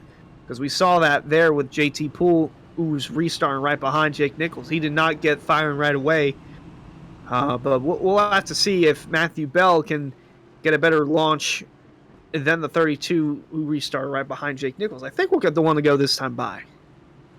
See what the pace car lights say. This is it. All right. Slowly creeping towards the end of this. Man, that progress really did slow down, didn't it? Yes, it fell off a cliff. That's how Bristol goes. The worst thing is when this happens in the first 15, 20 laps of the race. It'll make these races last like 3 hours. But we're getting there. Nichols on the inside, the 32 of Poole on the outside. And pace car will peel off. We are 34 laps to go. Back underway. Not a good jump there for Matthew Bell as well. JT Poole going to have the momentum to carry him into second. Here comes Tommy Ryan on the outside. Massive run for the 99. Going to get up to fourth, but he had pace there to go around the 9 of Bell. 16 of Bourne to the inside, trying to grab a couple spots. Cogswell, the 4 of Weaver, up to 17th place. Galante Ballard in the 61, and a little bit of stack-ups here into turn 1. Everybody trying to grab every spot they can. Here's the 9 and 3, or excuse me, the 99 side by side for third. Ryan's going places. Yeah, Tommy Ryan up to third. Ryan Hart's there, holding on to fifth. Oh, we got a spin. That's Brandon Bowie. Oh my goodness, he saved it. Oh, there they go. They're wrecking in the back, and they're wrecking up. They're wrecking up the front stretch. The caution's back out. Seth Noel's a part of it as well. Oh man, there's your big one. Holy cow. Well, it's bound to happen. The way they were racing towards the back. Oh, man. So, nearing 30 to go now. Simrat Market replay. There's a lot going on. Let's take a look right here. Brandon Bowie comes down on Jonas Shiwu. He saves it for the time being. Just nothing you can do there with those drivers checking up. And then right behind, they were already crashing. 00 had just gotten back on the lead lap. Here's what he saw. Yeah, not really a lot Danny could have done here. Started with the 25. Brian Chambliss, that's who it is. Started with the 25 of Chambliss getting caught up in that. Then there's really nowhere to go here. Seth Noel, he hit someone. He spun out trying to check up and avoid it, but unfortunately slid into a driver. It's going to hit Greg Mitchell here pretty hard. The nose. And he just got back on the lead lap, too. He is now 21st place with a little bit of nose damage. I don't think it's going to be catastrophic, but he will hit pit lane. Try to sort it out. All right. So we got our big one out of the way. We had our flips. Yes, there's an SF. That more than one. Did not have a big one yet. Take a look at the recap. Yep, 10 yellows. So we had 3 in the first 100 laps. I was going to say, the number is actually not as big as I thought it was going to be when I opened that graphic up, but all right. I'm just trying to get through it. Again, for those that just joined, under the weather pretty severely tonight. Needed the progress to be like it was the first 100 laps. Now it's turning into torture. Yes, torture indeed, because the laps are dwindling down, but at a slower rate. Yes, and my airways than what we're used to seeing. My airways are slowly closing as we get closer and closer to the end of this. So unless they get a strong green flag run, I can't see anyone beating this 91 of Jake Nichols. No, I mean, we've seen it the last few restarts. He's just able to go, and that car on the inside line right behind the leader just cannot get that jump. I mean, we've seen other drivers be able to do it without the 91 restarting as the leader, but it is yet to happen where these cars are actually staying with the 91 on the initial restart. You almost need to get back around to the lap traffic again and use somebody as a pick, but to get that, you need lap traffic. I think Jake's just going to sprint away. He's been really, really good so far on these restarts. I just think it's going to be tough for anyone to run him down. So we've got the 1 to go out now, less than 25 to go. Jake Nichols going to restart on the bottom. Tommy Ryan going to restart second on the bottom. But restarting second on the outside is JT Poole. Matthew Bell fourth. And Ryan Hartz and Dom DeLeo in row number 3. All right, 25 laps to go. Nichols inside, Poole outside. Then row 2, it's Ryan, Matthew Bell. Then Ryan Hartz and Dom DeLeo, all the drivers within striking distance of the front. And here we go. 25 to go from Bristol. Just a massive restart once again. Ryan Hartz did not get a good one on the bottom. That's going to allow Bell to get around him. Dom DeLeo still trying to work his way around Hartz.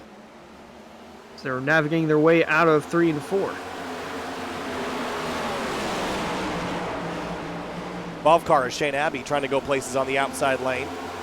Almost up to the top 10, but where do you go? 3 wide to the outside of the 27? Not quite. I think he might have scraped the wall there a little bit, but nonetheless still has speed. And the caution's back out. And try to see where this was from. Did the 32? He lost a bunch of ground, but... No, I don't know where this one was.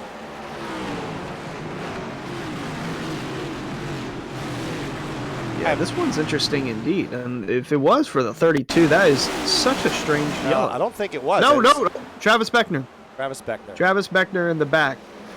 Where is he running position-wise? Travis Beckner. Oh, 6 laps down. What was going on back here? Yeah, saw his car get loose and into the wall. Oh, man. Well, yeah, Robertson snuck by there, but see there he just enters the corner high, gets loose, overcorrects, and into the wall. Unfortunately, no one got in that wreck as well. But the caution is back out with 20 to go now, and boy, what's going through the mind of Jake Nichols? Like, make it over is what he's thinking. We're so close. What we're going to do is we're going to take another short break with Simrap Market. We'll be back with the restart with less than 20 to go in a moment.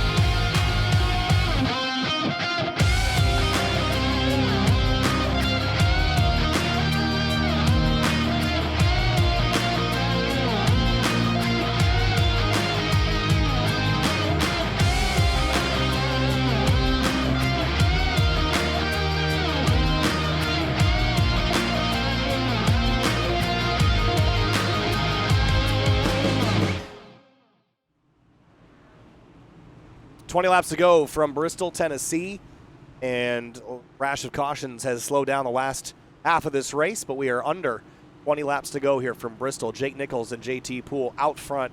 Tommy Ryan and Matt Bell third and fourth, and Dom DeLeo in fifth. 2 laps until we get back Green Hunter. Jake Nichols is the easy prediction to win this race, but does anybody have anything for that number 91? I still think it's the 3 of Hearts, even though he's been falling back on these restarts, just has not had the speed to go because of the 91 of Jake Nichols. He gets such a good launch that second car on the inside line just doesn't get going. And throughout the night, we've been seeing that the second line can go. Well, the second car on the inside line can go, but I guess not when the 91 of Jake Nichols is the leader. He just gets such a massive launch that it separates him at least half a second from the competition. Be a tough one to beat that 91. Ryan Hartz has slipped a little bit on these most recent restarts back to 6th. Gabriel Ellison, Rafe Slate, Cosmo Yonishiwu up into the top 10 as of late. And Garrett Grant has fought his way back. Seth Noel wrapped in 18th place. Still trying to recover from that restart penalty he got about 30, 40 laps ago. Yeah, still tough, and he was involved in the second to last caution. Massive crash on the front stretch, but nonetheless, going to go back up front and restart here. Jake Nichols on the bottom, JT pulling the outside. Tommy Ryan in the 99 going to restart third, and Matthew Bell fourth. Pace car, hard left turn on the pit road, green flag back in the air from the last great Coliseum. 17 to go. Nichols fires off, and he's gone. Yeah, they're going to need they're going to need this to go green to the end if anyone's going to have a shot at the 91 of Nichols. Catch some lap traffic too, ideally. That's going to be tough as we kind of wheeled it down about 12, 15 cars out of the field with crash damage. The 5 stuck behind the 84. They're going to crash. There they go. Oh! And the yellow's back out. Tom Bourne is around. Greg Mitchell up in the wall. It's gone from bad to worse for the 2 of Mitchell. Yeah. 16 kind of at the middle of that there. Let's have a look from up above. So 4 of Weaver nearly getting into the bumper, and that's just a racing incident. The 5 comes down, the 16 comes up. Nothing anyone could do there. And then Greg Mitchell gets caught up in this wreck as well once more. Night going from bad to worse for the 2 of Mitchell. Nonetheless, the caution's back out. Going to have a restart with about 10 to go, maybe 9 to go. And, boy, Jake Nichols just, please, just get this thing over with. That's what he's thinking right now. That is the one thing he's thinking right now. Yeah, and just restart after restart after restart after restart. You know, the first half of this race, everybody was crushing it, and then the second half, you know, when you're too wide like that, people are just not using the width of the racetrack. And the guys to the inside are just assuming they're going to get the full track width, but that's just not how it works. You know, you got to leave margin, and that's just not happening, Hunter. As we get closer to the end here, everybody's just assuming that everyone's going to give them the full width of the road. Not how it works. You got to be paying attention, looking out your doors, using your spotters. It makes these races real long here, and this is why Bristol not a super popular stop on the schedule, because you have this sort of thing towards the tail half. Speaking of pay attention, keep an eye on the 1 of Seth Noel. He's up to 15th now after that most recent caution. Like I said, he could manage a top 10 out of this if things continue the way that they're going. He's been able to get back on the lead lap, was caught up in a caution, but nonetheless, he's still within striking distance of that top 10. As you're talking about the 1, is running in 15th place. Here's a prediction, Hunter. We end under green or end under yellow? I say green. I say we get a green-white checker, and they get to the white, but they do wreck in turn 2 towards the back. Right. Bold prediction. Pretty safe. I don't know how bold it is. I think we've seen that happen a couple times this year.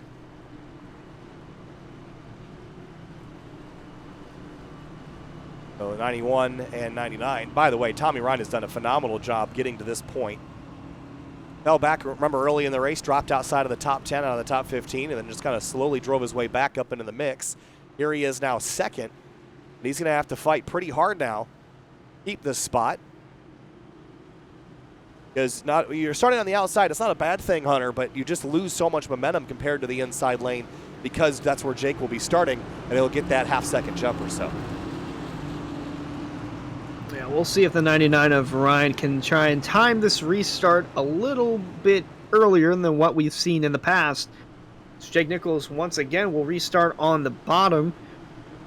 Mentioned Ryan on the outside. Bell, Hart, Slate, DeLeo, Rabel, Ellison, Abbey, and Yonishibu, the top 10. All right, coming to the green now. 10 laps to go. Good thing for Jake Nichols is they're running out of opportunities to crash, so he'll get to the checker sooner or later. Here we go, 10 to go from Bristol. And again, good launch for Jake Nichols. Matthew Bell right behind, trying to get around the 99 of Ryan. Oh, that is tight right there. Almost came up in front of him. And the battle for second is hot, 2 by 2. this point, it's who wants to be third with how quick these yellows have been coming out. Right now, it's Ryan Hart's in the 3, but Bell's fighting hard for it on the bottom. 8 laps to go. Boy, Don DeLeo's still looking to get around for that top 5, and he's around the 9 of Bell, so he's actually up to 4th. Bell is in 5th. Slate on the bottom. Rabel, well, actually, Slate on the outside. It don't matter. Caution's out anyway. Tom Bourne, I think that was Chambliss involved as well. Might have been Yoakum. Take a look at the replay. Oh, no. And, no, yep. Man, it was Yoakum. There was already a car slow on the inside, so take a look at this from above. Again, same thing. Same thing that we've seen a handful of times. And that was Chambliss spinning towards the bottom. Not sure what happened there. Yep, all on his own. The field stacked up again. Believe this might put us with an unofficial green-white checkered. It's going to be close. I mean, these cautions go by relatively quick. I think you're right, though. Three laps, maybe? It's either 3 or an unofficial GWC. Now, with the way green-white checkers work in the area, we only get 1 attempt at them. So I don't believe we'll hit that yet. This might be an unofficial green-white checker. See how it lands here. Jake Nichols, Tommy Ryan, Ryan Hartz. Your top 3. Ryan Hartz in that 3rd spot. A great place to be for this restart. Yeah, I still think Ryan Hartz is the man that is capable enough to beat Jake Nichols, especially this late in the going. The speed he's had at this track. Early on, it didn't seem like it was stuck around 10th or so, but with the way this race has worked out, he's been able to grind his way towards the front. He's been inside the top 10. I still feel like he's the best shot that the field has against Jake Nichols. Tommy Ryan, we'll have to see how he goes on this restart, but I'm keeping an eye on the 3 of Hearts. I think he's probably got the best shot at beating Jake Nichols, but it's still really hard to root against the number 91 coming into the season, or coming into the night, I should say. 4 wins out of the 7 races that we've had. The other 3 belong to Skyoli, Weishart, and Ricky Springer. So the wins have not been evenly distributed this season like they were last. It was the 91 on top. And do the lights shut off this time? No, they will not. So that means we're going to get that unofficial GWC, as you mentioned, which means that we still could get another yellow. Yeah, and Skyoli's not in tonight. So imagine if James Skyoli is racing.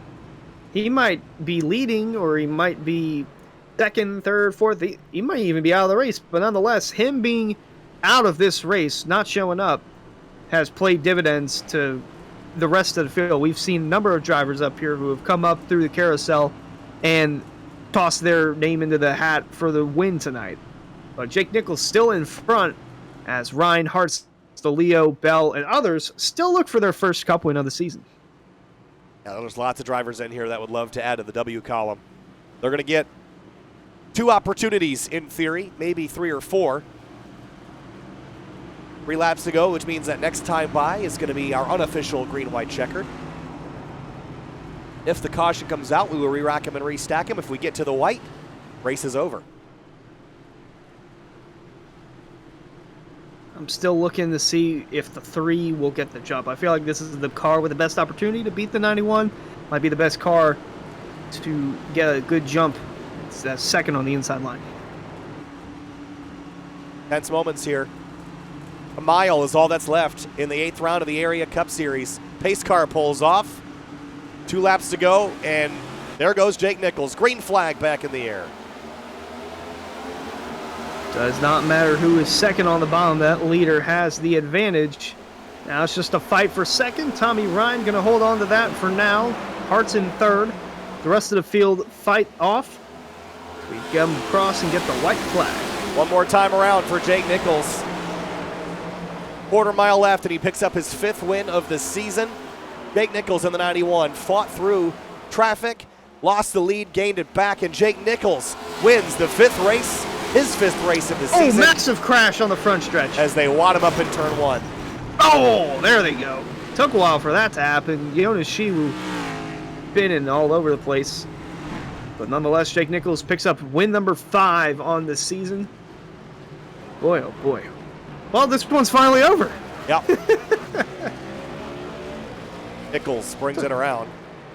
Took a little more than the original 48 minutes from the drop of the green Yes. flag, but nonetheless, Jake Nichols gets the job done. Tommy Ryan, Dom DeLeo, second and third. We'll talk to those two and Jake Nichols in just a moment. Ryan Hartz, Rafe Slate going to come home with solid top 5 finishes.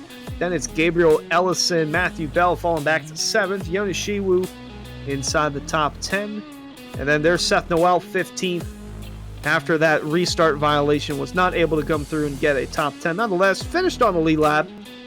Not the finish he wanted to see, though, as we look at the rest of the field. Tom Bourne was involved in quite a bit of accidents, such as Jeff Ryan and Greg Mitchell. JT Poole was up front as well, out of the race. And then here's the rest of the field. Bryce Senesac, 34th. He was upside down. David Weishart, not really sure. Well, no, he was caught up in a wreck, but it was so long ago with how many cautions we've had. I honestly forgot how that happened. But Jake Nichols celebrating on the front stretch, doing burnouts with his teammates in tow. Dom DeLeo finished in 3rd place tonight. Started deep in the field, but Dom brings it home in 3rd. Dom, race did not start the where you probably wanted, but you fought all night long, drove up through the field, and ended up P3. Take me through your night, because it was a long one, but it paid off in the end. Thanks, Kyle Hunter. Yeah, I just had no kind of short run pace here, at least at the first half of the run. The second half, I started to kind of get some speed, running 14.7s, but in the first half, I really couldn't run the bottom at all. Gets really loose out in there, especially with new tires, but just wanted to get up top and really just was more comfortable up there, and got lucky with the kind of yellows falling the way we did. I pitted earlier, and a lot of guys in front of us, and then we were able to kind of pick them off as we stayed out. Wish it could have went another 20, 30 laps green flag there. I really thought we had something based on how the tires fell out for the 91 there. But happy to come home with a podium, 2nd week in a row. Well, a really good run for you tonight, Dom. Take me through the first half of the race, had lots of green flag running. The second half, a lot more yellow flags. Take me through the restarts and how challenging they were to gain track position. Yeah, I mean, like I said, it was tough for guys at the bottom, I think, especially on new tires. And when the guys come in for new tires, they think they can go, faster than the guys who stayed out. So it's a lot of just being smart, waiting for your spot. If you're not patient and think you're going to get caught in a lap, just a really couple big rows of traffic, you're going to have to sit there for a while. So it's really just about being patient.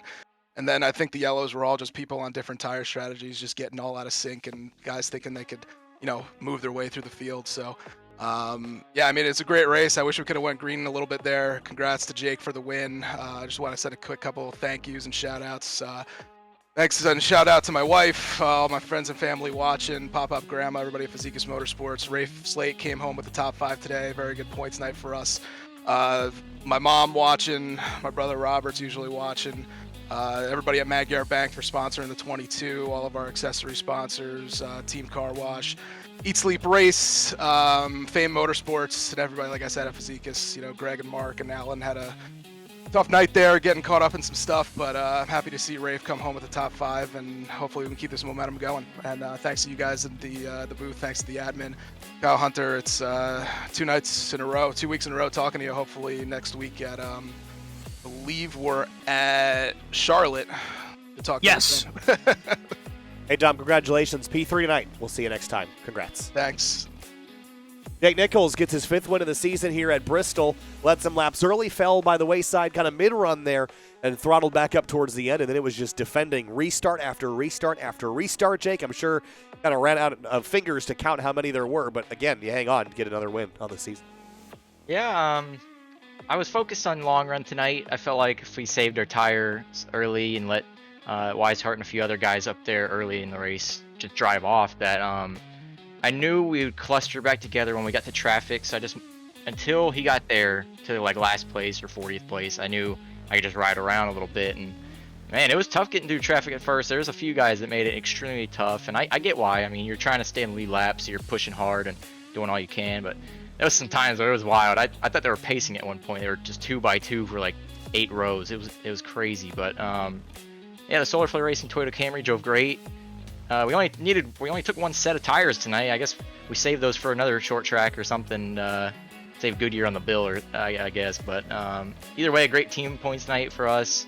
Some other teams struggled and had bad nights, so it helped us pull away by a good margin. Like, as long as we don't mess up, it's looking pretty good for Solar Flare Racing as a whole, to try to defend this team title. And that's the most important thing on our mind right now, is just pulling away from that and trying to secure it as early as we can, so we can just focus on ourselves and try to win a championship for the driver's title later this year. Well, looking really, really good. Jake, congratulations. 5th one on the season. We'll see you next time. Thank you. All right, that's going to wrap things up tonight. No Tommy Ryan to talk to this evening, Hunter, but 200 laps, and Jake Nichols on top again. Everybody's looking at the 91 as one they've got to beat. Final thoughts here on Bristol briefly. Bristol was exactly what I expected it to be. Did not expect that first half to go the way that it did. The green flag run, for the most part, that was pretty cool to see. Did expect to see from the second half, though, caution fest. But nonetheless, overall, great night. Once again, Jake Nichols getting the job done. 5th win of the season. And he'll look to get win number 6 next week when we go to Charlotte. Charlotte coming up next week. Dirt Bristol tomorrow with the trucks. We'll see you there.